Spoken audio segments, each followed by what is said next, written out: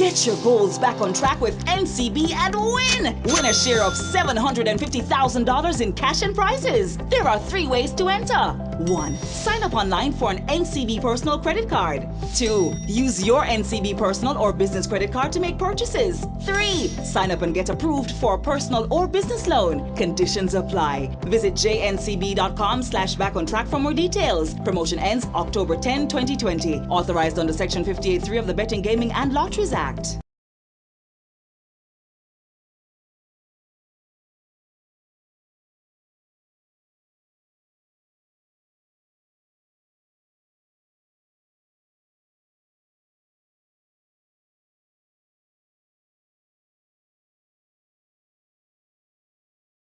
Welcome, welcome, welcome. Now, this afternoon promises to be a very interesting one. We want to thank you very much for participating. It simply means that you have some interest, especially during this time, to start or improve your business. So, before we get started, let's talk about the topic. The topic today is ABCs of registering your business. Have that next great business idea, or are you ready to launch? So what is this series called Back on Track? So Back on Track is NCB's way because we understand that 2020 has been a very tough one for Jamaicans on a whole.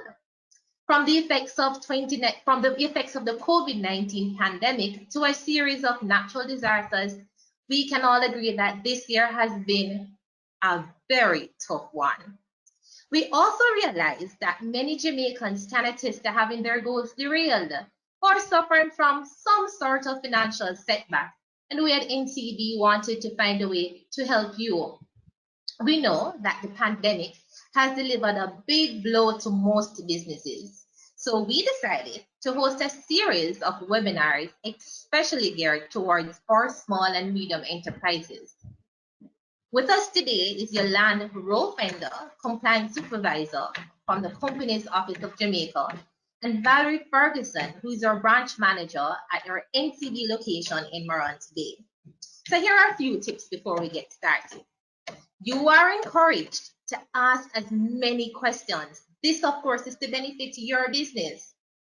We want to encourage you to note these questions, not in the chat box, but in the question box, located somewhere to the top right hand of your screen.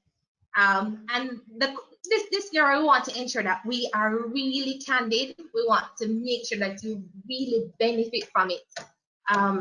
What is going to happen here? I'm excited. I hope you are excited as well.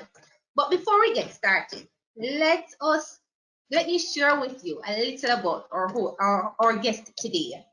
So Yolande Rowe-Fender, who is the Compliance Supervisor at the Company's Office of Jamaica, started working there in 2008.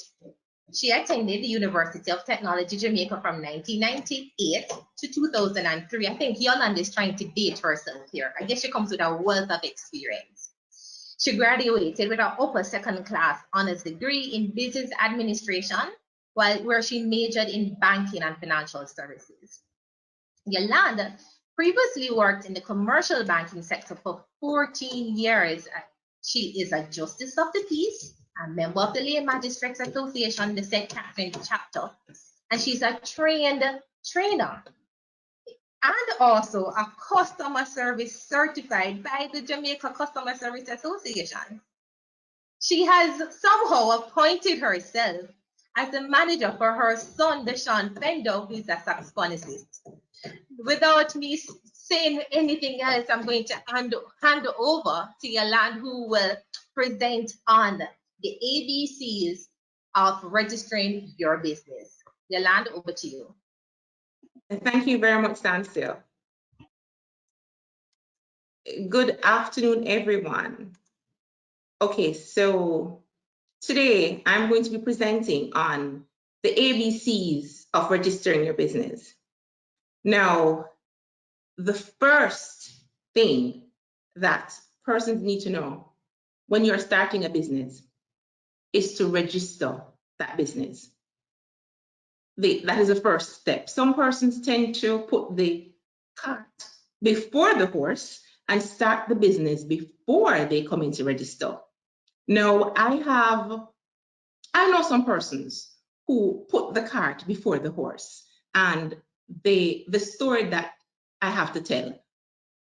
In 2010, I met this lady. She had been operating a business in Trelawney since 1981.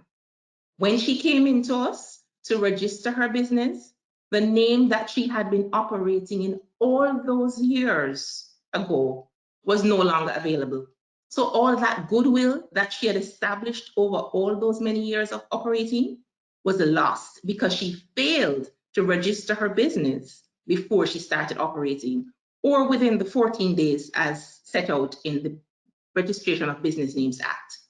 Another friend of mine, he opted to register a domain name because he wanted to do business online. Now, when he came into us to register that domain name as a business name, he was unable to get that name. Another young person that I know, he started his business, and when he came in, that name was also not registered. There are many stories that persons can tell that has happened because they failed to do the very first step, take the very first step in operating the business, and that is to register. There are many myths out there that exist, and that persons would say, when you ask them, why haven't you registered your business? They will tell you that they hear that it is too expensive to register, that the process takes too long, that it costs too much money. Guess what? I'm here to dispel those myths and to ensure that when you're ready to register your business, you'll know exactly what to do.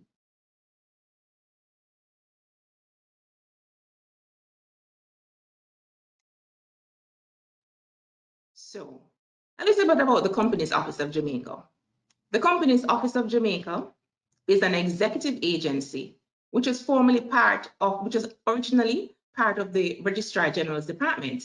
It was established as a separate department in 1975 under the then Ministry of Marketing and Commerce, now the Ministry of Industry, Investment and Commerce. The COJ oversees the registration of the following types of commercial enterprises: companies and business names.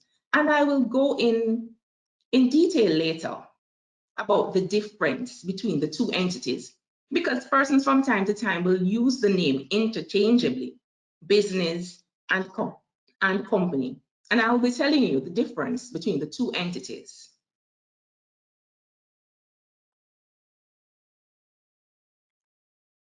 So, what are the benefits of registering your business?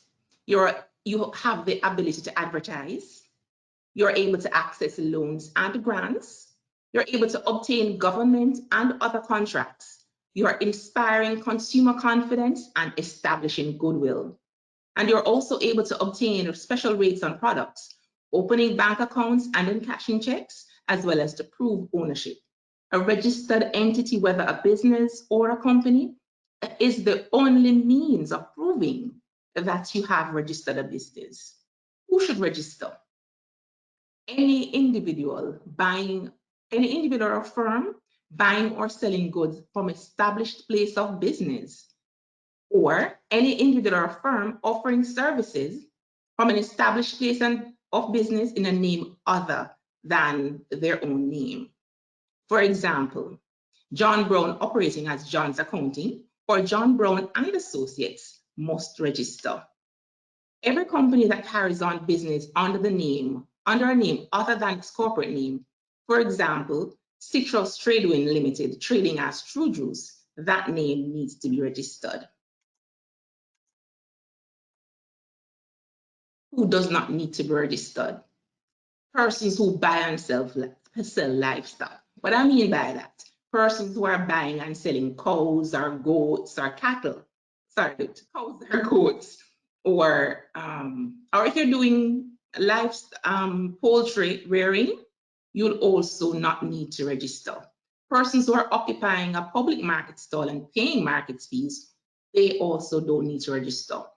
Firms that are established for social or welfare purposes, public service, religion, charity, education, art, science, etc., whose income and profits are used solely for that purpose.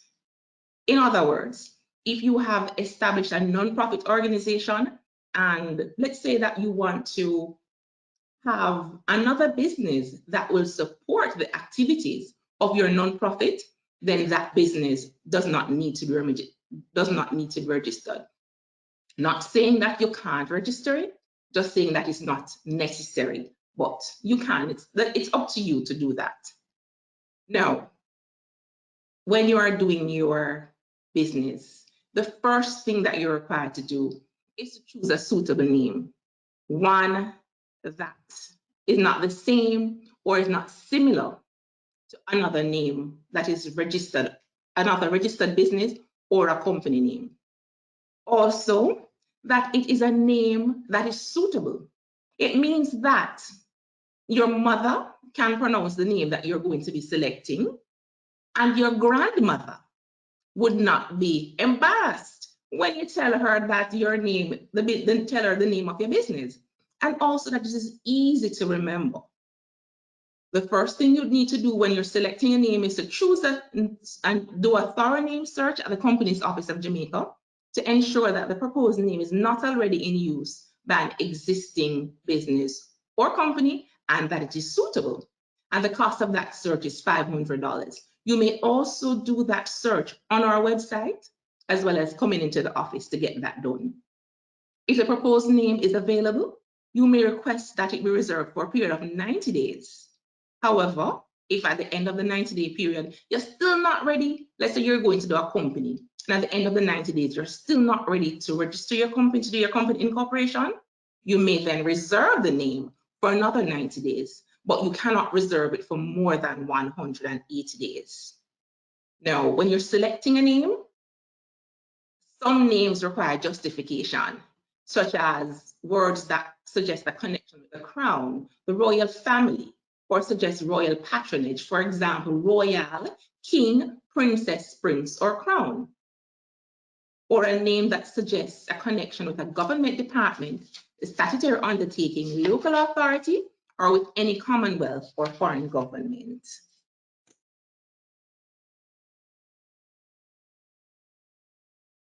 Where the word cannabis, marijuana, sensimilia, sensi, kush, ganja, or any other name by which a plant or byproduct is used in the company's name, or the core business of the company must be for cultivation or processing for medical, therapeutic, or scientific purpose.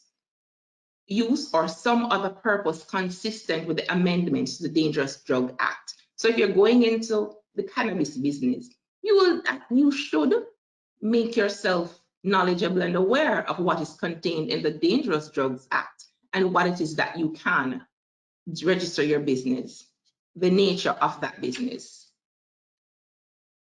So let's get into when you're deciding to choose the business.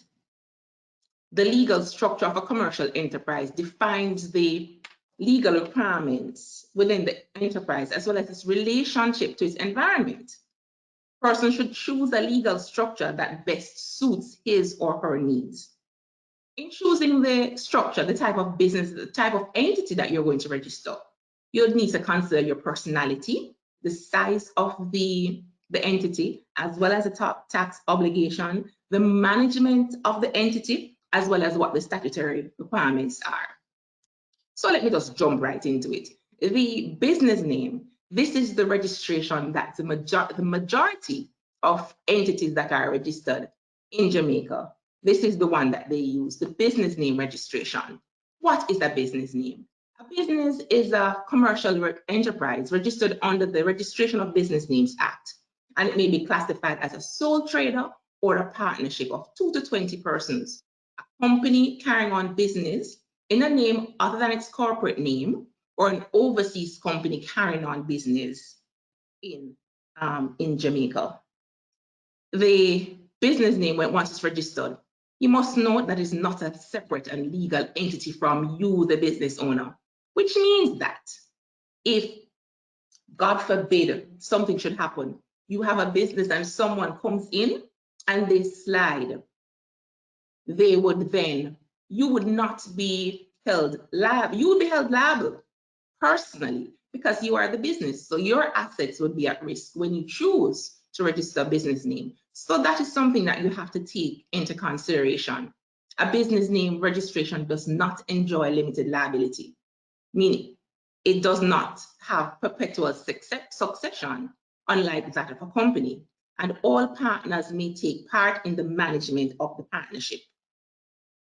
The COJ, the property of the business belongs to the proprietor or partners in common, or as is determined by their agreement, and it can be dissolved by a partner simply giving notice. Partners are also agents of each other and of the partnership. Once you've submitted a properly completed document, you should get your certificate of registration within 3 business days of submission. The business name registration certificate is proof of your registration and should be displayed in a conspicuous place at the business address. The certificate is renewable every 3 years. The expiration date is shown on the certificate at the bottom.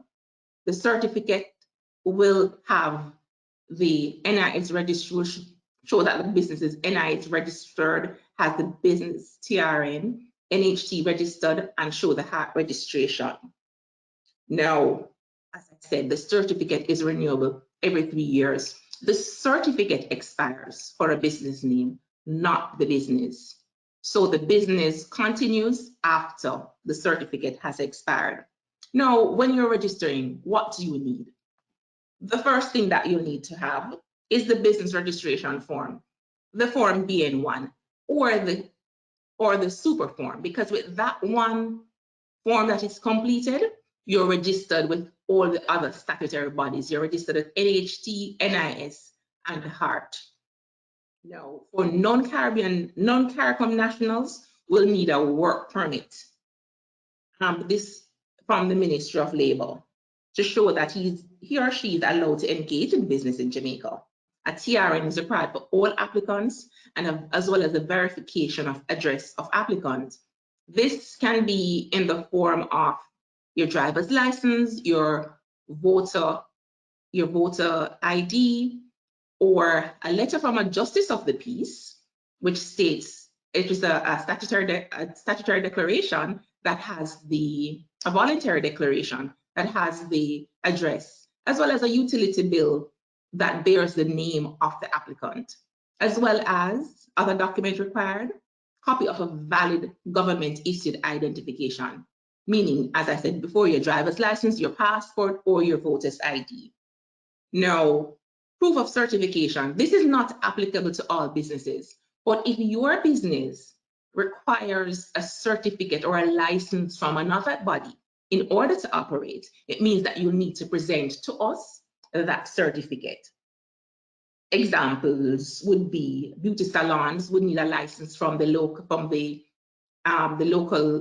municipal council, medical and legal professionals, as well as engineering, pest control, and pharmacists. Those would need certification in order to continue to conduct business.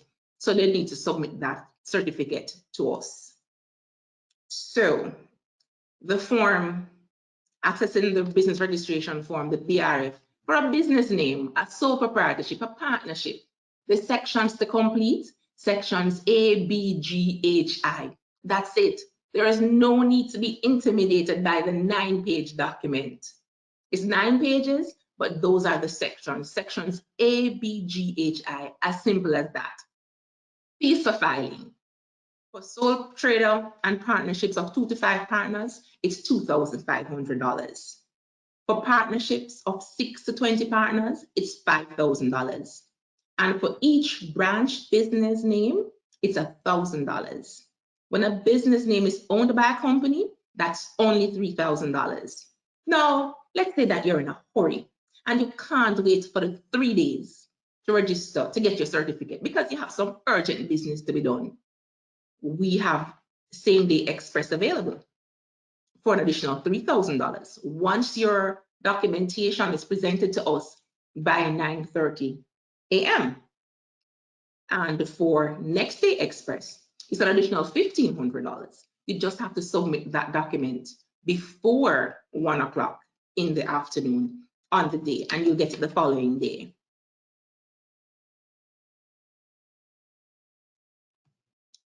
You are also, so you don't have the time to come into office. You are able to log on to our website at www.orcjamaica.com, and you can reserve the name prior to submitting the registration. You're required to reserve the name prior to submitting the registration online. Once your name approval has been received, proceed to register the entity on the website. You will need to have the required documents scanned and ready for upload. For the business name requirements, as I said before, it is the same: the ID, the TRN, proof of home address for all applicants. And for companies, it is the ID and TRN for the principal director and the declarant. So, what are your obligations once you have registered? Because it doesn't end there. Now that you have registered your business, you have obligations to the company's office after registration. So if you have done any changes to the business, these changes must be submitted within 14 days using a form BN5. And the changes that you may make: the nature of the business, addition of a branch, change in the name, addition of a partner if it is already a partnership, or you can change the address. Now, if you registered a sole proprietorship and you want to add a partner, you'll be required to close that old registration and register a new business. If you registered as a partnership with 2 persons and the partnership has dissolved, unfortunately, you'll be required to close that registration and do a new registration. Once you're changing the type of registration, ownership structure that you have for your business, you'll be required to close it and do a new registration. 3 or more major changes to the business will require closure of the business as well and re-registration. And the major changes, that would be the nature of the business, the change in address, and the change in a name, because technically that's a whole new business that you're now operating, right? So you need to close that registration and do a new one. So let's say that for whatever reasons, you are no longer able to carry on business.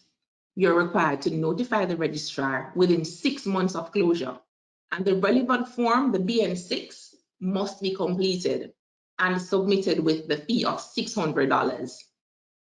If you have any outstanding renewal fees, these must also be paid before you can close the business.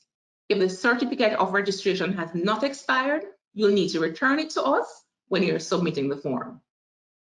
Also, just a reminder, if you already have a business registered, you will need to close it and it is delinquent. If you have a business that's registered and it's delinquent and you want to open a new business, unfortunately, you'll have to bring the old business up to date or close it before you can do a new registration, because that's an obligation and you'll have to ensure that your obligations to us are paid up. So you can't be, some persons are serial entrepreneurs, but we should be serial entrepreneurs responsibly, all right?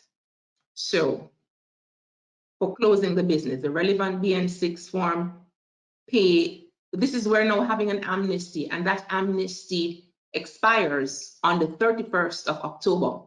So those persons who have businesses that have been registered from when WAPI did kill it up, way back when, and they now want to come in and to take that business off the register, no matter how much money you owe for that business, all you're required to pay is 1 renewal period and the late fee, $600, and to complete the BN6 form. As I said, you need to hurry up and get that done. This offer expires on October 31st. This is as good as it gets. So somebody who may have a business registered from 1988, 1981, the business does not automatically fall off. So not because your certificate has expired means the business has not expired. The business is there and it is adding on money every 3 years. Because even though you don't come in, you still owe us for the renewal periods every 3 years. So let's say that you have bigger fish to fry. Valerie, I want to chime in because you made Sure. mention, so I really want to say to our attendees that the chat is blazing up, like we are getting a lot of questions. So one of the questions that came across is, you made mention of the fact that there is a business certificate and it needs to be renewed every 3 years. Right. Is there a cost for the renewal? The cost for renewal is $2,500 plus a $1,000 late fee. Okay. All right. Awesome. Kamar Stevenson, he wants to know, are there any benefits for of someone wanting to open a corporation? We're going into that. That's the next. So, Kamar, you are preempting the presentation. Yes, the presentation. That's next. Yes. So for those who may have just joined us, I realize that we are over 200 attendees, Yolande. That is awesome.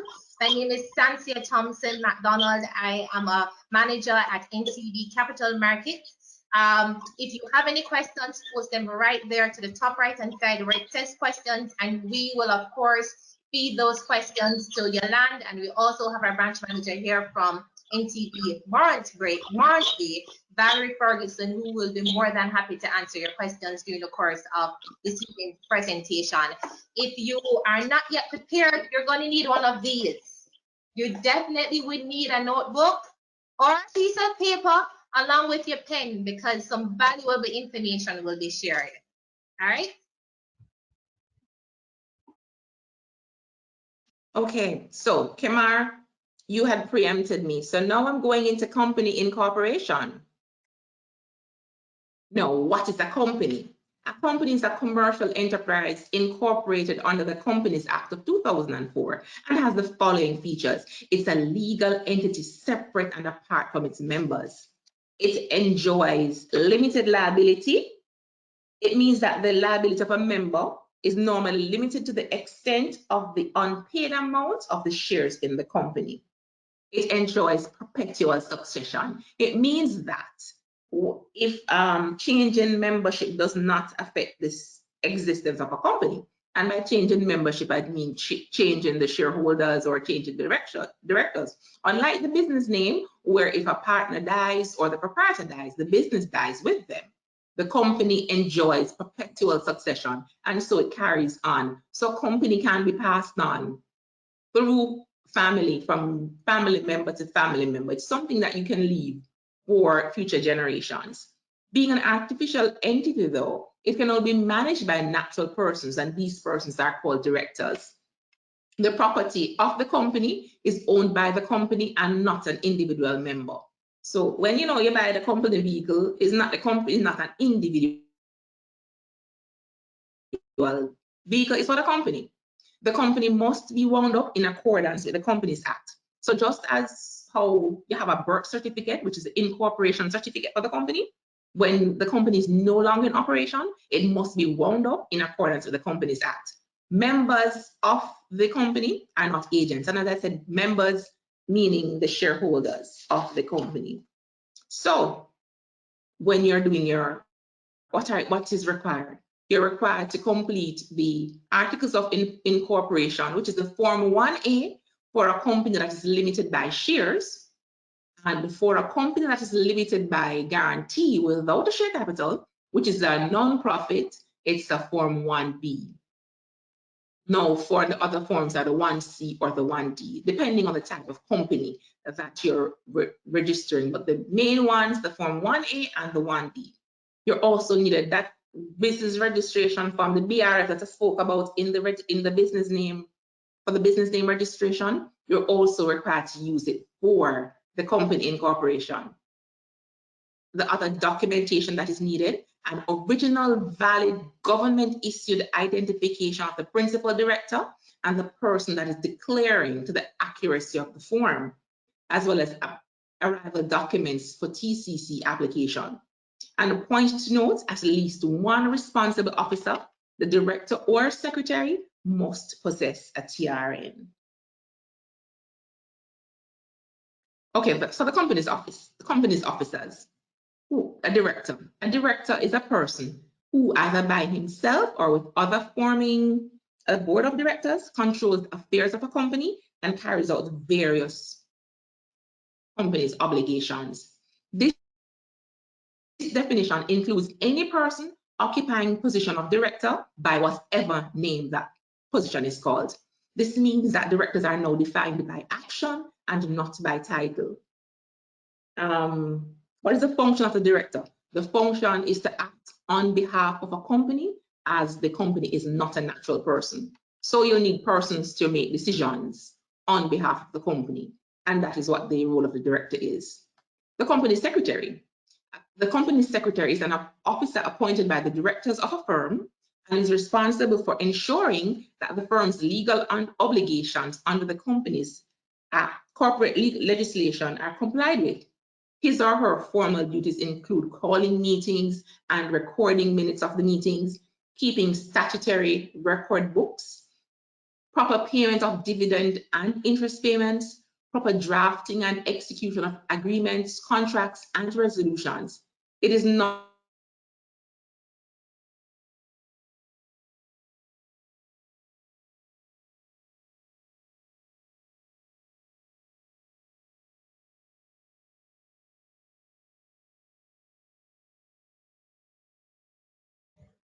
Hi, everyone. It seems as if Yolande is having some internet connectivity issues. So we'll give her a few minutes for that to resolve. But we are seeing the questions. Let us go to Valerie in the meantime. Valerie, we have a question here from, who was it? Andrew and Ayoka, if I'm pronouncing your name correctly. They want to know, why is it so hard to open a business account? Yolande, we had lost you for just a minute, so we were just trying to get some of the questions. We really do appreciate that we have been getting a lot of questions, so we want to make sure that we address the questions as you present. So if Valerie is able to chime in here, I'd love to hear from her as well on why is it so hard to open a business account and to do business with a bank. And too, it's actually, I've been getting so many questions on this. Why is it so difficult to open a business account? Why is it so difficult to open a bank account with the bank? And does the bank has any authority with which to see that they're not accepting your business? Okay, thank you so much. To say it is hard to open an account is really an understatement, because as our colleague Yolande just took us through the different methods of opening your company account and being properly registered, the difficulty comes where the customer does not have all the documentation. So if you will permit me just for a few minutes to highlight the different types of accounts that we've opened for our business customers. So she mentioned the sole traders, the partnerships, and as well as the limited liability company. For sole traders, once you have your registration certificate, and it should be valid, so you need a registration certificate. You also need your TRN. You need to tell us the purpose of which you are opening the account. We need your driver's license or your national ID or your passport, a proof of your home address, or that can be in the form of a utility bill or an envelope that is not older than 6 months. The names and the telephone number of 2 references. And we take these from an NCB customer, a minister of religion, justice of the peace, or another bank's manager. You should also have your audited financials, and if you do not have those, then we will take the in-house, and especially if you're registered for more than 18 months, we definitely will need your your audited financial statements. And we also need your tax compliance certificate. So in a nutshell, that is it for the sole trader. If you're opening a partnership account, What is added to that? So your certificate of registration, and definitely if you have a partnership deed. If you do not have a partnership deed, we have our own in-house account document that we present to you to assist you in having the complete set of documentation to open the account. And for the company, the added documentation is the certificate of incorporation. And I know Yolande will agree with me that gone are the days when you had these very long documents, the different articles of the articles of incorporation. You remember those very fat documents? It's a more simplified document. And so once you meet the requirements, your accounts can be opened in one single day. What I'd like though is that for persons who are on the chat, if they need to get more information, in-depth information, they can leave their contact number and I will be more than happy to reach out to such individuals. But it's pretty simple once you have all the required documentation. You also may go to our website. It's www.jncb.com, and all the requirements to open a business account, they're listed there. And you can also send us an email on the site where we can give you further information should you encounter any difficulty. Thank you. Okay, thank you as well, Valerie. So it's not very difficult, and as she has rightly highlighted, it's a very simple process. Yolande, Cedrina says, however, that over a course of a year, she went to the company's office, she tried to register her business, she gave 3 names. And she said the 3 names were totally not related. She said she only received a response from the 3rd option, even though they were not similar. What would have caused something like that? Because of course you can understand with some persons, a name means a lot, and you have indicated earlier in your presentation that you're recommending that we find suitable names. So when we're just like naming our children, we are passionate about the names that represent the business of which we're a part. What would have caused Cedrina to have been in such a situation? As I said before, and the name that is being submitted cannot be similar to a name that already exists. It cannot be the same and it cannot be similar.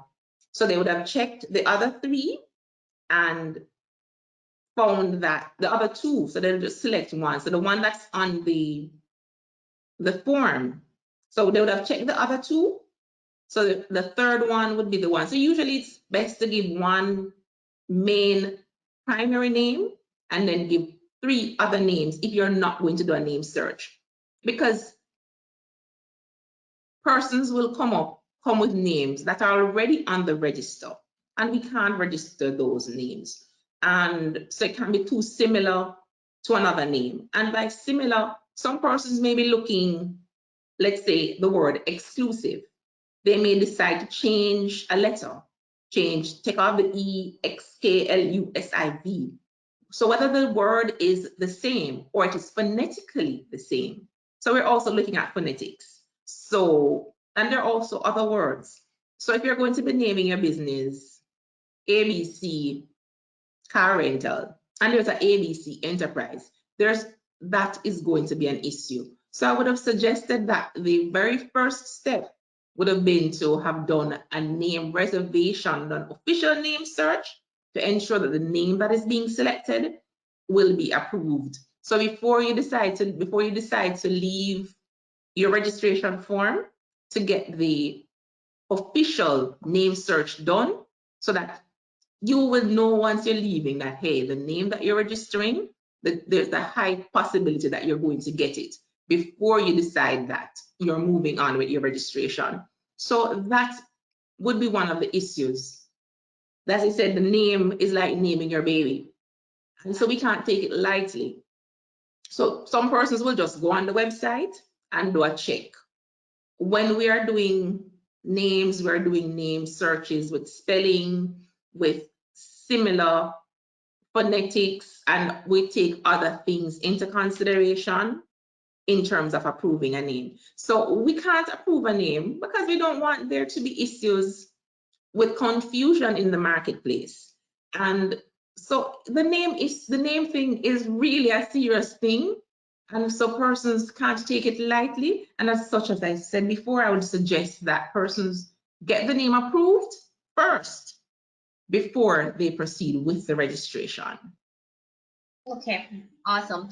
I have a lot of questions regarding taxes. Not quite certain if we are preempting your presentation here, but a lot of persons are asking, for example, Kadeen has raised the question, if she has registered her business, but she hasn't started any trading as yet, are there any tax implications or tax obligations? That question would have to be put to the tax office. The tax authority will be the ones to say exactly what the obligations are. For us, it is just that whether or not you start a business, you're required to renew your certificate at the end of the 3 years. So with the tax part, that's not my expertise. So Kadeen would have to go to the tax office to ask them that question. But I think that she should be filing some returns somewhere, or advising them that she's not yet operating. Because once she's registered, and especially since 2014, the tax office has the business information. When we started using Superform, all information has been going to the tax office. So the minute the business is registered, the tax office is aware of it.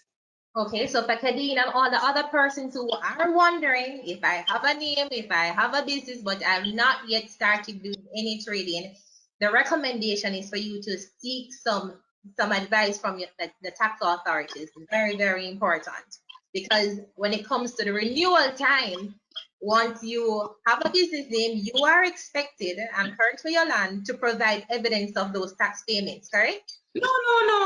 For us, we just want you to come in and renew the registration.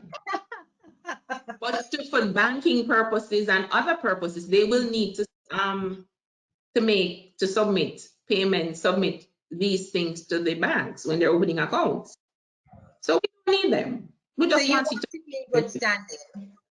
Yes, we just want to be in good standing. Awesome. So Kay Smith has a good question. She's asking, can I reserve a name by myself and then ask a company who is registering the business on her behalf to complete the registration process?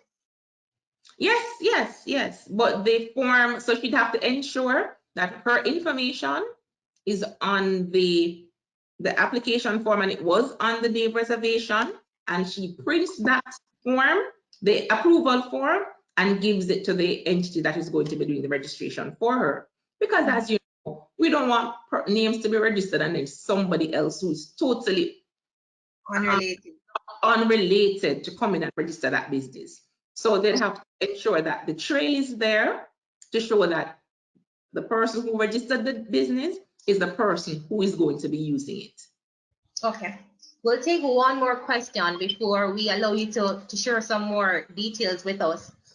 Monique wants to know if she has an e-commerce business, and we are finding, especially since COVID, a lot of e-commerce businesses have formed. What business address should she use? For us, she can use her home address. There's nothing there. We have no regulations that state exact what address she can use. She could use her home address if she so desired.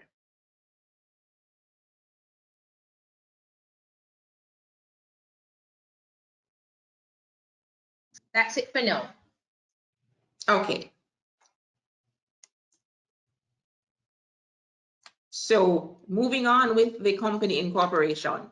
The certificate of incorporation brings the company into existence and is proof that it has been created. The certificate is normally produced within 4 business days after a properly completed articles of incorporation has been submitted, as well as the business registration form. The certificate of incorporation will contain the following: the NIS number, the TRN, the NHT registration and heart registration, as well as the TCC, which is a tax compliance certificate. This is for new companies only, and the TCC that you get from the Companies Office of Jamaica expires after, I think, 90 days. So if the You got a TCC with a new company. The next one that you need, you'll have to go to the tax office. But you'll have to indicate on the form that you're applying for a TCC in order to get it at incorporation. So you may download the form, the Articles of Incorporation, free of cost from our website, or it may be purchased at our offices, but at a cost of $200. The business registration form, the BRF or the super form, may also be downloaded from our website, or it can be picked up at any of our offices free of cost. The cost for registering a company is $24,000, and stamp duty of $500 will be added to that. Now, as I said before, if you're eager, you have some burning business to do, you can do a same-day registration. You file your document by 9:30 a.m. and collect by 2:30 p.m. Or you may do a next day, and the additional cost for the same day is $6,000. Or you may do a next day registration. The additional cost for that is $2,000, $3,000, and that has to be submitted by 1 p.m. and is collected at 2:30 p.m. the following day. Now, what are your obligations? So just like how you have the business, and you register it and there are things that you need to do, it is the very same with the company. And it is even more so with the company, because the amount of money that you have to pay and the documentation that is required, an annual return is required every year. And this is an annual return, is a document which sets out in detail the name of the directors, the secretary, the shareholders or the members, the share allocation, if there are any new shares that have been issued, and if the registered address of the company for each successive year after incorporation. Now, when is this document due, you may ask? The first annual return is due and must be filed up to a date not exceeding the anniversary of the date of incorporation.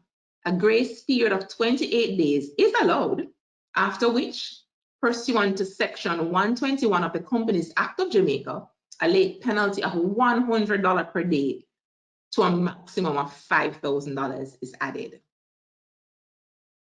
And that's important to note. So your annual returns. For a company that is limited by shares, the Form 19A, and the cost is $5,000 for filing. For company limited by guarantee without a share capital, that is the non-profit, that's $2,000 for the filing fee.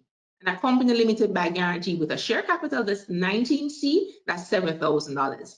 So once the company is on the register, once you have incorporated a company, an annual return is required every single year. And that $5,000 annual return, or that $2,000 annual return, can go up to $15,000 or $12,000 if you are delinquent. And so you have 5 years. So you have one return, $5,000 anniversary date to remember, and you submit it. Now, if you failed to submit the annual return, they all add up. So that $5,000 annual return in 4 years will get to $60,000. I am pretty sure that you have more to do with your $60,000 than to give it to company's office. I mean, not that we're going to say no to taking it, but we prefer if you take that additional money and put it in your business or in your company. So best thing to do, remember your anniversary date and to file your annual return on the anniversary of incorporation, because they do add up.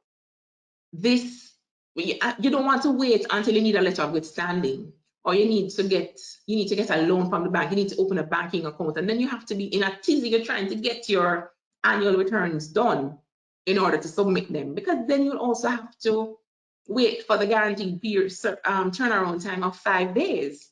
So the best thing, I mean, we encourage voluntary compliance, but if persons do not voluntarily comply, then we may have to take the company to court for failing to file these returns. Now, what's next? You have incorporated your company. If you have made any changes, you have changed the directors, you need to appoint new directors, you need to submit the Form 23 within 14 days of that change. If you have change the company secretary or want to appoint a new company secretary because the one that you have not working out, a Form 20 must be submitted and submitted within the 14-day period. If you change your registered office address, and that is important because that is where the company's office, as well as other entities, will try to find the company at the registered office. So, and then to file the annual return with the Form 19A. Now, there's a cost for all these changes. The change forms are $3,000, and if they're late, more than the 14 days have passed, an additional $2,000. So, my advice is to file on time to prevent late fees and penalties from adding up. So, things didn't work out, and the company is no longer in operation. A company that has ceased trading and has no assets or liabilities can request removal under the Companies Act. In order to do this, you'll need to file any outstanding documents, which is annual returns or any notices, and to bring the company's filings up to date. Submit a request for removal in writing to the Companies Office of Jamaica. And this letter must be signed by all or a majority of the directors or an authorized official of the company, and must expressly state that the company wishes to be removed from the register of companies. And also it needs to be accompanied by a letter from an auditor or a chartered accountant certifying that the company has neither assets nor liabilities, and pay the applicable fee for removal, which currently is $4,500 for the regular filing removal with your auditor certificate and bringing the company up to date. A company which still has liabilities and assets must proceed by way of liquidation, however. Now, we have an amnesty going on for the company also. So you have a company on the register that has been there for years and you have not done anything. The amnesty also expires on the 31st of October. All that is required to be done: submit a letter requesting removal signed by a director, plus a statutory declaration which is signed by a director and witnessed by a justice of the peace. Companies are not required to file any outstanding annual returns, any at all, under this amnesty. However, if the company is in suit, if we have sued the company directors are required to file the returns that they were sued for and then to request removal thereafter. The filing fee for this is only $7,500. So last week I had a call from a gentleman that he wanted to bring his company up to date and then remove it. No, he wanted to bring it up to date. I said, is this company operating? He said, no. I said, well, the $200,000 that you are about to pay us for the 30 years that you have outstanding, keep it. Pay us $7,500 now and remove it. This was a once in a 5-year offer. And so I am sure that he'll gladly take that one up. So when you have submitted, there are common mistakes, errors that persons will happen to result in a rejection, an amendment notice being issued. The business registration form or the super form must be signed by all persons, all the proprietors, all the directors, and the shareholders. But the proprietors and the directors, as well as the declarant. And you need to ensure that the names of all the persons on the form are spelled correctly and consistently wherever they are repeated on the BRF form. In completing the articles of incorporation for a company, ensure that nothing in the articles of incorporation contradicts the Companies Act. Also, ensure that documents are properly dated and signed, and where necessary, company seals are affixed. Also, ensure that the company or business name form is spelled correctly, just the way how you want it, just the way how it has been reserved, and it has to be consistent on all the documents. Those are some of the common reasons that documents are rejected once they get to us. Incomplete fields. Use the guide on our website, which highlights the mandatory fields based on the type of registration that you are conducting.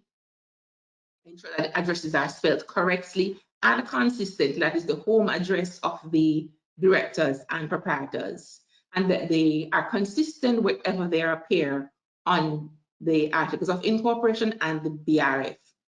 Illegible print or handwriting. Typewritten forms are preferred. However, when handwriting forms, persons need to ensure that block capitals and the blacking pens are used, because sometimes when the documents are scanned, so the documents are examined.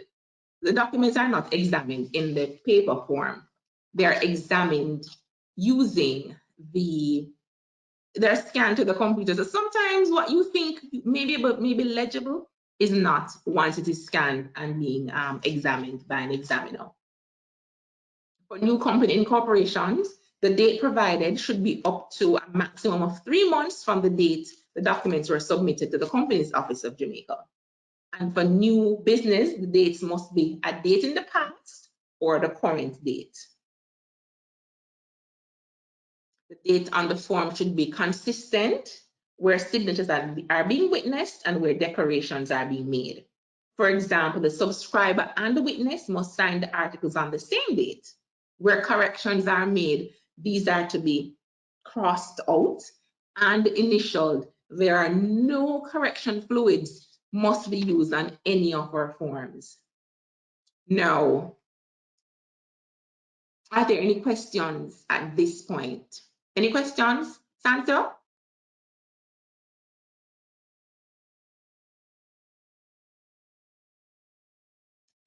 Santa? I guess there are no questions right now. Okay, so moving on. There's some questions, Yolande. Questions? Okay. Yes. All right, so Danelia and Tantanesia, hope I got that one correctly. They want you to go over again the forms to register the business. And Andrew wants you to share as well why is it that the word group cannot be used in a business name? Group cannot be used in a business name unless it is it gives the impression that it's more than one entity. So a group can be used if it's a group of persons. That's the only way. So like a dancing group, or it's but group is usually connected with a company, a group of companies. So that is why the word group cannot be used. And if it is used, it would have to be justified. So if you're saying a group, as in it is a group of persons who are offering a service, that is how you would justify it. But under normal circumstances, the word group is used, it has to do with group of companies. So unless it is a dance group or a group of accountants, that is when it can be used. Okay, thank you. So just to share with the audience again, the forms are the necessary fields, but in particular, Dominic wants you to share, you would have mentioned the fields that you need to look out for when you are registering a business. What if it's a sole proprietor or a partnership? The sole proprietor on the BRF, that is the sections A, which is that has to do with the information on the business itself. Section B has to do with the information for the proprietor or the proprietors, that has the proprietor name and the address, as well as the occupation and contact information. Sections G, that is the declaration. Then H is the name of the information for the person who is filing the document, and I would contain the person's, the proprietor or proprietor's name, as well as TRN and email address. Okay. Yes, and the forms would be the BRF for the business name, which is the sole proprietor or the partnership. And for the company, it is the BRF in addition to the articles of incorporation, whether it be the Form 1B or the Form 1A. All right, so Yolande, there are changes, life happens. I want to for example, I had a partnership, or I was a sole trader and I want to know, start a limited liability company. What is the process? Okay, so that is quite easy. The person will be required to close the registration for the old one, or if they're not ready, if they don't, let's say they don't want to do that, they want to wait until they have incorporated the company, then they'll give us a letter of undertaking stating that they're giving permission to use the name, and that once the company has been incorporated, then they would close the business. We prefer if it is closed first, because sometimes one person's registered a company, they totally forget that they had the business registered. So many persons have both a company and a business name, and the business name is on the register, accumulating fees and renewal fees. Okay. So to just complete and submit entire new documentation. If the certificate has not yet expired, then they need to return it, and you submit the N6 form to close. Okay. So what if there are other changes outside of that? There is a change in a director, there is a change in the address, the operating address of the company. So for the company, the change in the address would be the form 17. For change in the director, it's the form 23. For change in the secretary, it is the form 20. Now, for business name, it's just one form to remember, just the BN5. Whether you're changing the name of the business, you're changing the nature, and the nature is very important. The nature is what it is that the business is registered to do. So persons have to be specific with what it is that they're doing, and the name that they're selecting, should be some reflection of what it is that the nature of the business is. So once they're doing the change for the business name, it's a BN5 form. And for the company, it's relevant forms based on what it is that they're changing, whether the form 20 for the secretary, the form 23 for the director, or the form 17 for the address.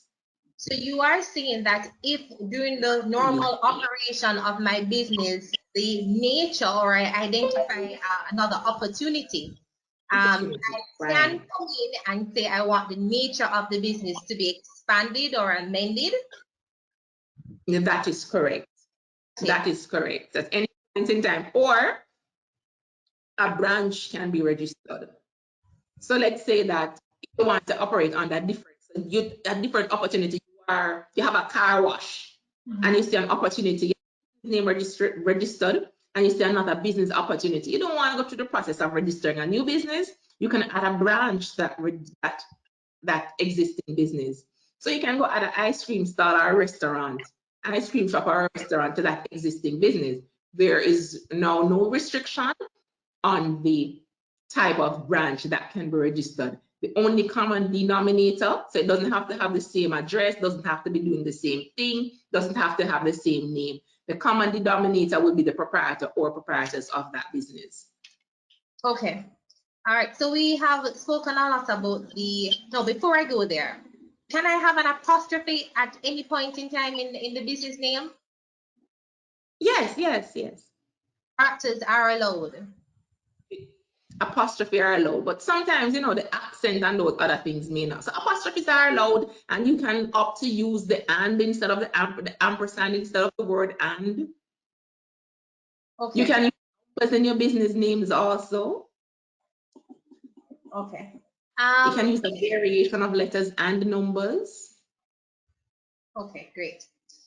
So we have spoken a lot about all the changes that can be facilitated and the requisite forms that the audience members will need to complete and submit. Are there any costs attached to this? Oh yes, the form for the business name, the BN5, that's $2,500 for the submission, no matter the number of changes, unless it is the major changes that you're going to have. So it's $2,500. So for the changes to the address, the secretary or the director for the company, it's $3,000. And if the period has passed the 14 days, then it would an additional $2,000 for each form that is being submitted. Okay. And so each day, so change address in January 2020, and you're going to be changing again in September 2020, then you'll have change, the one change for the $3,000 plus the late fees for January, and then you have another $3,000 for the change in address for September 2020 plus the $2,000 fee. And where you're making changes, because some persons, for whatever reason, they fail to submit these changes. So whenever they're coming in and they need to have the records updated, the dates, so you can't have 10 different directors being appointed 10 different times. You'd have to have on 10 different dates or 3 different dates, you'll have to have separate forms, but whenever the dates are not the same. So Philip wants to know, for the same day service, is it truly same day? Do I get the certificate on the same day? Once the form is error-free and the service is available, because we have resource restrictions. So persons who are in the department may not come into work, and they have other work that is due to be done, and they're short staff or there's an overwhelming. So it is subject to the discretion of the department manager whether you're able to get it. But once you're able to get it and you pay for it, once your document is error-free, there are no errors on your documentation, yes, you will get it back same day. God forbid, unless there are some other issues that we have no control over. Okay. Do I have to come to your office to reserve a name, or is it that I can go to your website to do a name search and do the rest? Most definitely. Once it comes to anything to do with the name reservation or the registration or incorporation, you don't have to come in. You can do it from wherever you are located, whether you're overseas, whether you're watching me on the beach. That's the beauty of it. You can do your reservation from the comfort of your own home and have your name, whether at the end of the process, you know whether your name has been approved or whether it has been rejected. Okay. But you don't have to come to the physical space. I mean, no, with social physical distancing and all of that. Who wants to come into the office to do all of that? Okay. How long does it take before we get a response? So if I go online, I guess it's an immediate process, right? No. It's because it is still being vetted by individuals. It's a 2-day turnaround time.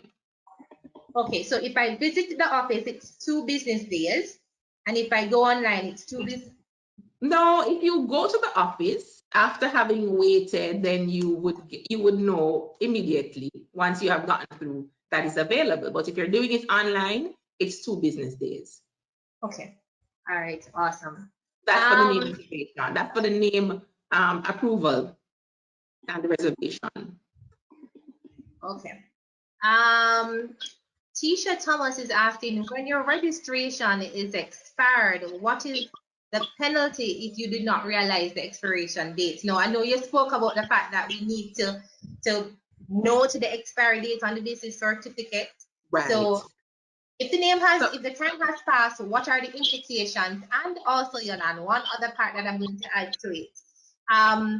Can I, if it's a case where as I realize that the expiration date is in another 6 months, can I now go in and do the renewal process, or I have to wait until the date?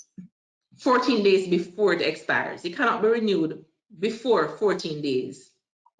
So if your certificate expires tomorrow, you can do it today, you can do it tomorrow, or you could have done it 14 days ago. But it cannot be longer than that.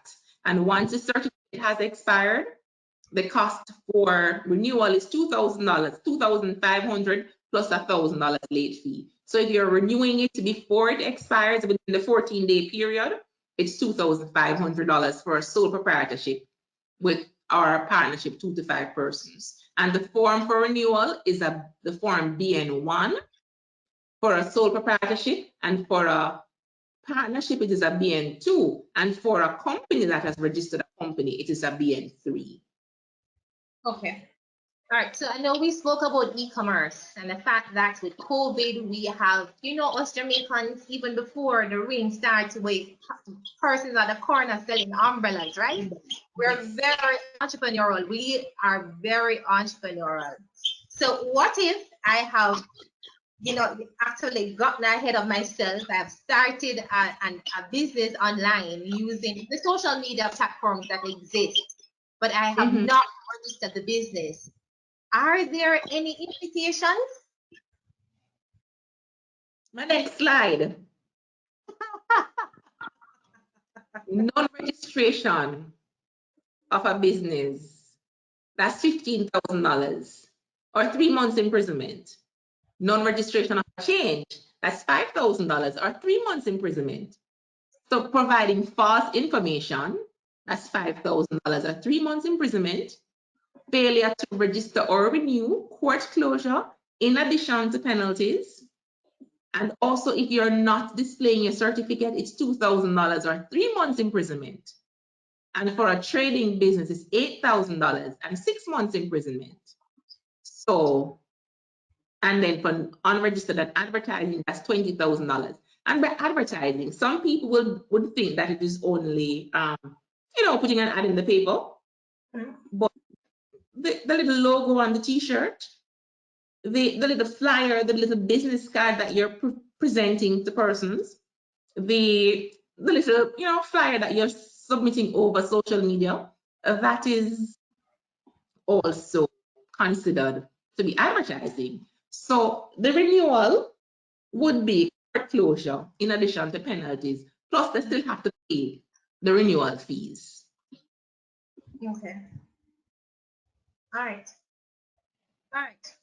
So I just want to share with the audience as well that this presentation will be emailed to you. So if you joined late, not to worry, you will be able to still access this information. So I'll allow Yolande to continue with her presentation. Well, no, I have come. So this is the end of the presentation. So persons will have 2 offices that's located. We have one office located in Kingston at 1 Grenada Way. We also have the other one located in Montego Bay. So persons on the western end of the island, they have no need to come into the office. In Kingston, they can use the Montego Bay office, which is currently located at the 10 Delissa Drive in Montego Bay. And for website information, it's www.orcjamaica.com. And then we also have the NCIB registry that we're responsible for at ncibregistry.gov.jm. Persons may also contact us on Twitter or on Facebook. And for assistance, you may call our customer service helpline at 908-4419-24. Okay, awesome. So not so long ago, Yolande, you would have shared that the business certificate has to be displayed. I have an online business that I operate from a house. Well, no, I mean, so once you have an established, so display on the certificate is for those persons. You know, sometimes you go into a shop, you go into a hair salon. Those are the places when you have an established place of business, that is where you need to display it. Okay. Okay, awesome. We have some questions for Valerie on the bank side, Valerie. We want to, a lot of our audience members are asking. Oh, before I go to Valerie, the TCC, Yolande, you didn't make any mention of TCC, tax compliance certificate, which I understand is not under the company's Office of Jamaica, right? No, it's only for incorporation of a company. So with the first one, when the company is being issued, the company is being incorporated, the TCC is issued, persons would apply for it on the BRF. Other than that, we have nothing to do with it after incorporation. Ray wants to know, is it really viable for me to register my corner shop? Of course it is. That is the only proof that you have to show that you have a business. You can then go in and open your bank account. You can go in and get business loans. If you are not registered, how will anybody prove? You can just go in and say, oh, I have a business. Where's the proof? So in order to be, the other day when the care grants were being given, one of the requirements was that the COVID care grants, one of the requirements is that the business had to be registered. There was a $100,000 grant for persons who are registered and paying the taxes. If you're not registered and you're not paying taxes, then you wouldn't have been able to get those grants. There are other grants that have been given from time to time by different agencies, and one of the requirements is a business grant that the business has to be registered. So, I mean, you have nothing to lose. You're already operating the business, so you may as well register it so you can be legal. Even though it's a corner shop, you can still register your business and then get your little Unisol so that point of sale machines, people can come in and swipe instead of using cash. So I know we spoke about expanding the nature of the business description. So Right. are you saying that the nature of business, they must be complementary, or I can just state whatever it is that I want to do? State whatever it is that you want to do. I mean, within limits. Sometimes you see there's a little space, and sometimes the things that are there, that person would be better off incorporating a company when there's no restriction on whatever it is that you're carrying on. Some persons, you know, the nature that they have can't go on the certificate. Okay. Valerie, S. Green wants to know, am I obligated to open a business account for my registered business? Thank you for that question, Sansia. Yes, because once you are operating a business, then there are regulatory requirements that you are expected to use a business account through which you pass your business transactions. So what we find from time to time, persons who are operating from their personal accounts, we encourage them to get their businesses registered, because they run the risk of having that account closed, because we are responsible to the regulators. And so we cannot have persons who are operating a business passing the funds through their regular savings accounts. Okay. Andrew Higgins asked as well, Valerie, why is it that the government can register a business in 3 business days, but the National Commercial Bank will send you a schedule and appointment and sometimes take such a long time before the business account can be opened? Okay, so in answering that question, because we're now in the pandemic, in recent times we have had to change how we operate. And rather than have the customer sitting in the banking hall waiting to be served, some branches, not all, have taken the decision to schedule an appointment for the customers. As it relates to the 1 month though, I'm not sure if that is unique to a particular branch. But for us in Morant Bay, our customers will come in, and once we go through the documentary requirements with them, we hand them that list. And we explain to them that unless we receive everything, the account cannot be opened. So what you find, because by nature, we get a piece of this and then we get a piece of that. So it will appear as though it's taking 1 month, but unless you have all the documentation in place, we would not be able to open the account. But again, for the scheduling though, this is as a result of COVID coming up, and we have limited number of persons in the branch because of social distancing. So for the benefit of the customer not having you waiting to be served, an appointment, yes, is scheduled so that when you come, you know you have a 1 o'clock appointment. When you come, the person is waiting to serve you will serve you at that point. Why is it so hard to get a business loan, Valerie? Repeat? Why is it so hard to get a business loan? Oh, so Yolande will have mentioned things like the annual returns, and of course, everything that appears difficult it is as a result of something or some factor affecting it, right? There, just as how there's a specific list of documentation that is needed for you to open your business account, so is it with you obtaining a loan from the bank. So, case in point, you want to purchase a car. So let us take it from the personal side. You need a car, you need your job letter, your last 3 pay slips, a bank account evidencing that you are actually being paid, your TRN and your ID. You would have met the requirements, you are processed for your loan.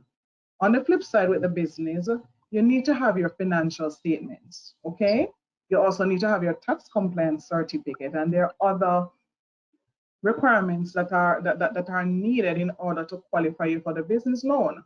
In addition to that, When you're assessed for a loan overall, the credit bureau also forms a large part of you being eligible for that loan. What you find happening sometimes though is that customers will have external debts that were not properly serviced. And as a result of that, when the credit report is pulled, there are anomalies that they need to either explain. You may have to go back to the last institution that you took the credit from to get clearance. There are some persons who would have had bad debts, which would preclude them from being loaned certain types of lending. And so because of these other factors, the word difficult comes up. But a customer who has his or her financial statements intact, they have their annual returns, their TCC is clean and okay, they have the required cash flow, their financial statement are showing that the company has the capacity to take on additional debt, what you find is that these persons will be processed faster, and it is easier for them to get the loan. What we have set out to do, and even in this campaign that we're having, we're basically educating our customers how to become bankable and loanable. So we're hoping that for those who are hearing my voice will take, everything that is being said right now, so that in the future, when you want to borrow, you know exactly what you need. Your registration must be up to date. We know the company one cannot expire, but definitely if you're a partnership, you should renew your partnership certificate. The same thing with the sole trader. Ensure that your financial statements are done annually, and you also should be monitoring your business on a quarterly basis. Now, what we have done at NCB, and I'm sure I can speak for all my branches, is that we have a dedicated team of business bankers as well as relationship sales officers, retail sales officers, and the branch managers who extend to them under the Development Bank of Jamaica those credit enhancement facilities where if they have financial difficulty paying for the services themselves, they can get that voucher for technical assistance to help them to get those types of documentation ready. And not only does that voucher cater to the preparation of financial statement, it also gives them the capacity to create your own business plan, how to set out your business so that when it comes to the bank, we can literally walk through your proposal. So these are some of the things that we want our customers to do. Take hold of the opportunities that are there, the avenues, all this information that they're getting from the company's office. So if you're there and you really want to be able to get a loan to kickstart to put into your business, get registered, get your financial statement intact so that when you come to us, it makes it easier for us to lend you. Okay, so Valerie, you are saying that persons can come to NCB to get a business startup loan, right? You can get a business startup loan, but there are other factors. So I can't say everything on this platform, but definitely if you have like secondary source of income, because of course there's a stage where if you're just starting for business, in the embryonic stage, which is under 2 years, you may not be able to get like unsecured lending. But let's say you have another income stream, because many people who are working their 9-to-5 job also has a business on the side. So they may want to borrow to fund that business, but you have an income stream from your 9-to-5 that can service your loan. We can look at avenues like that. So I don't want for persons who are starting up their business to feel that, hey, no, you cannot get funding. Once we have identified a viable source of repayment, we can look at lending you some money. You definitely will not get an unsecured loan on the spot, but if you have security, plus you have an identified source of repayment, then we definitely will work with you. And we also put you on what we call savings plan. So there's a compulsory savings factor. And that's something that we discuss with our customers so that you can save some money where you can now use that fund down the road to even get loans at more economical rates.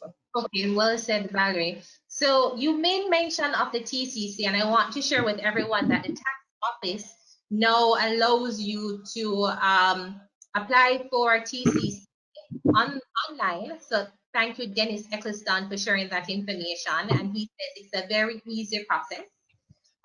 You made mention, Valerie, that the TCC forms part of the account opening process.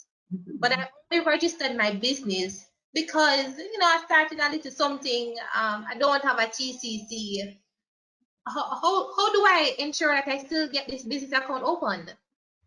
Okay, so for all newly, well, I'm kind of speaking for Yolanda, all new businesses that are registered are eligible for a TCC at source. So they're given, it is on their registration certificate, they have the tax number and they can apply to the tax office for that TCC. So that's what, that is what obtains now. So really, no one should have a challenge opening an account because they do not have a TCC, because it comes with the registration. Only for companies. I've Only seen sole traders, but I've seen sole traders. not from Repeat. us, not from the company's office. They'd have to get that from the tax office. That's what I was saying. So they would go to the tax office and get their TCC as soon as they register their business. Right. Okay. So my account is open and I want to access a point of sale machine. Is there a cost to this? Yes, there is a cost, but let me give my disclaimer. The cost is actually it rests with our payment services unit. So what we do at branch is that once you come into us or we engage you and we're opening up your account, we actually link you with that person in the payment service unit who will take you through the charges, the different charges, because the rental of the point of sale machine is dependent on the nature of the company that you have. For some persons, if you're in like hospitality, it's a different charge. If you're in retail and so on.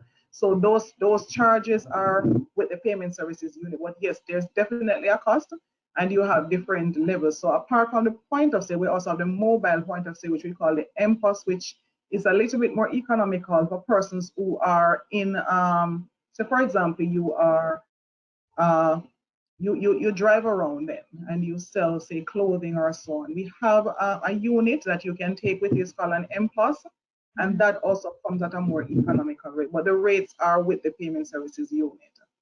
Okay, so they're usually guided at that point in time. Okay, so it makes business a lot easier with my clients. Very what much if, in opening the account, you made mention of certain documents that are required to include financial statements or projections, cash flow projections. The cash flow projections, is this required by a certified accountant?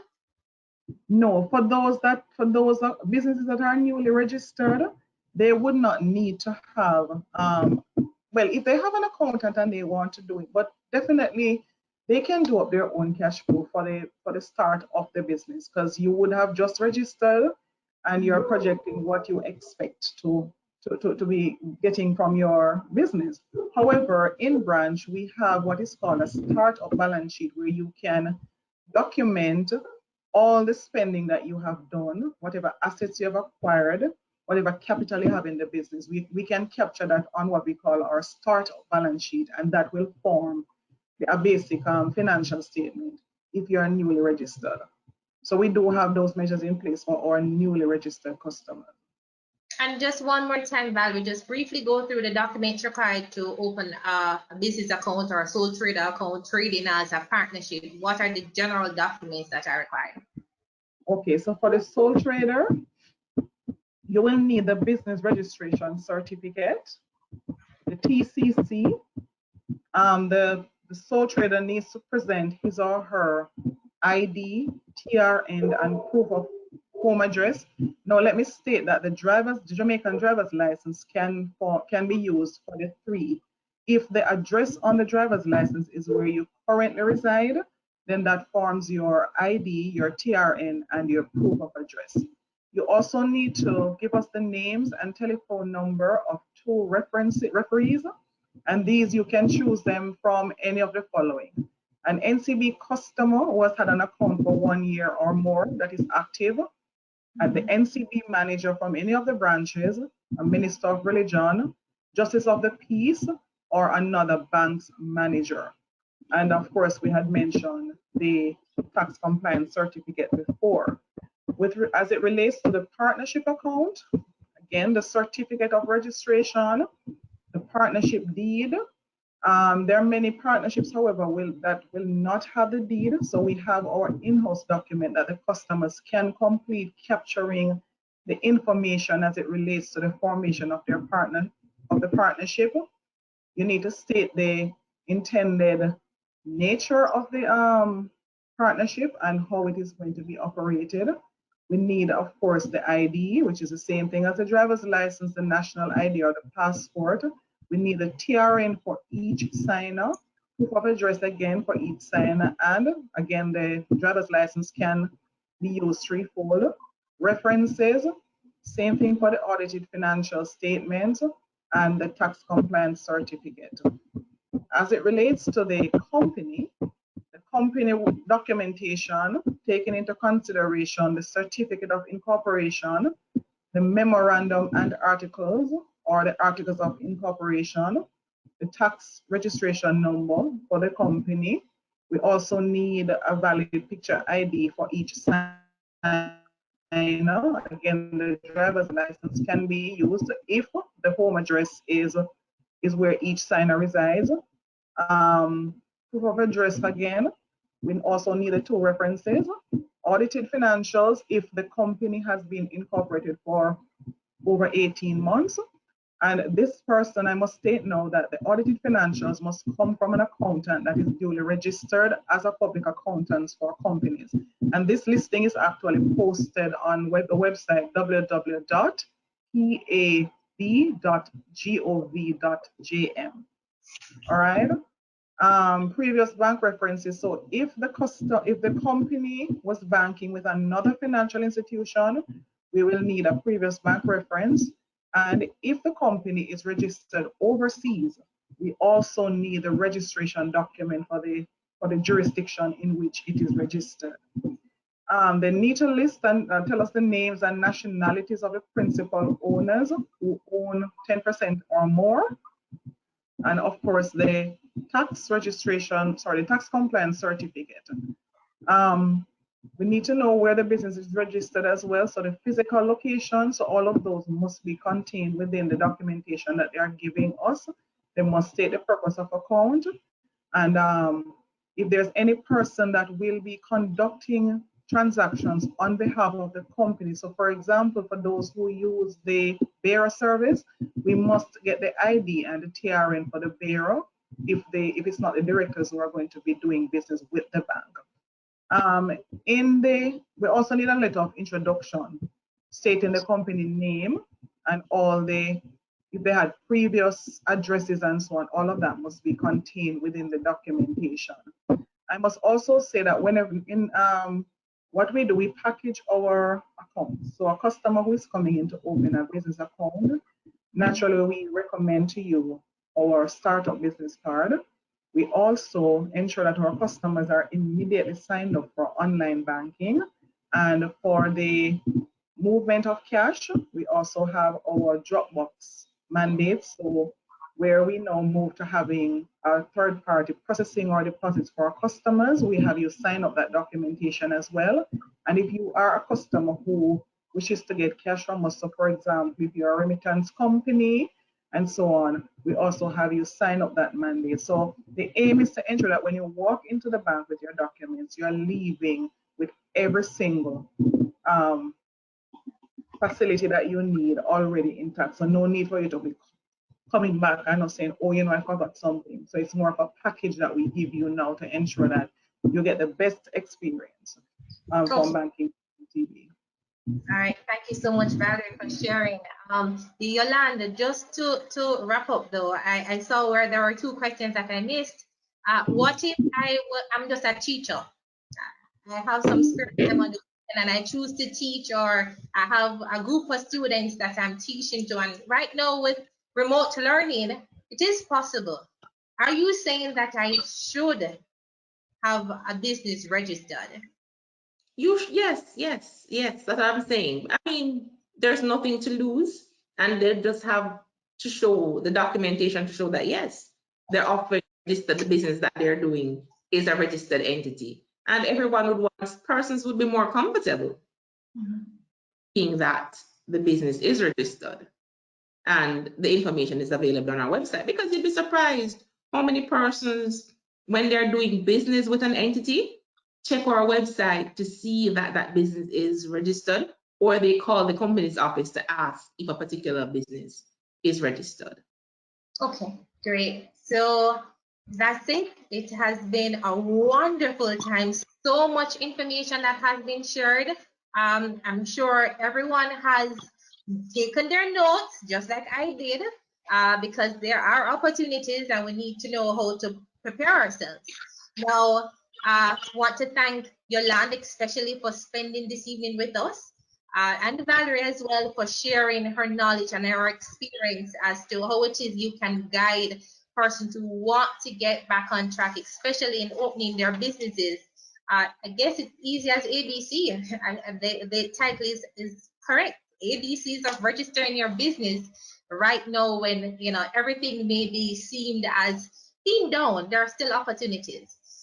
Before we go though, I'd like to share with you the back on track grant application information.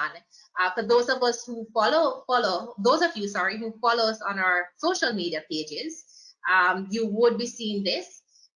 You would already qualify. You would have met one qualifying criteria already because you are here, you have attended. And this is where we will be issuing grants up to $100,000 to 10 small and medium enterprise owners that attend our webinars. So how do you apply? You fill out the application form and it is on our website. If you don't already know, and I know your chances are no, it's www.jncv.com/backontrack, and submit an executive summary of your business along with a proposal. It should be around 500 words or less, and you should state why it is that you want to get this grant to get back on track. We welcome all submissions by Friday, October 16th. So I believe that is sometime next week. So you have some time to go through and think about why it is that we should actually award you as one of the 10 persons getting this grant. The proposals will be reviewed by internal judges at NCB, and the 10 lucky winners will be announced on Friday, October 30th. Now, these are the conditions. Pretty simple. You must have attended at least one of our 3 back on track webinars. So you attended today, so that's one. So you qualify. But there's another one come tomorrow as well. So if you have not yet registered, please register. That one is called Your Business Embracing E-commerce, and it starts at 5:30. Your business must be in good standing with no unfavorable credit history, and candidates are required to fill out a credit consent form to allow us to pull a credit report. Again, you can access all of this information on our website at www.jncv.com/backontrack. Don't forget that the presentation will be shared with you via email. We would love for you to share and spread the word about this wonderful initiative that we are doing with you. And why Jamaica? I mean, if you're leveling up, your friends and your family should level up as well. So here what? Share our pages on Instagram, tag a friend, ask a friend to join, and you get back on track together. Thank you so much. My name is Cynthia Thompson. Thank you for spending this evening with us. I hope you have benefited as much as I have. Thanks once again to Valerie Ferguson, branch manager at NCB Morant Bay, and of course, Yolande, the manager for her son, who's a Yolande, can you sing? You play the at all? No. I can sing, but I'm not much of a singer. You're not much of a singer. Everybody can sing. Oh boy, I hope it's not one of those bathroom singing though, you know. Yes, not just bathroom, anywhere I'll just pop a tune at any point in time. But no, I don't have a musical bone in my body. So thankfully my son is a character off. Oh boy. Before we go, repeat for me, Yolande. Thank you for having me. Yes, you are most welcome. It was indeed our pleasure. But before our guests go, we ask them to quickly complete the polls. There are 7 quick questions that we want to ask you. This would help us, of course, in how it is that we improve and bring valuable information to you going forward. So it is available to you. Just go through and respond to the polls quickly before you go. Don't forget to follow us on our social media pages. on Instagram and Facebook. It's NCB Jamaica. You don't want to miss out on what we have planned for you. We have so much in store. Thank you so much for spending this evening. We want to encourage you as well to continue keeping safe and adhere to the health practices that are shared by, or guidelines, sorry, that are shared by the Ministry of Health and Wellness. Have a good evening. Bless up, big up, and thank you.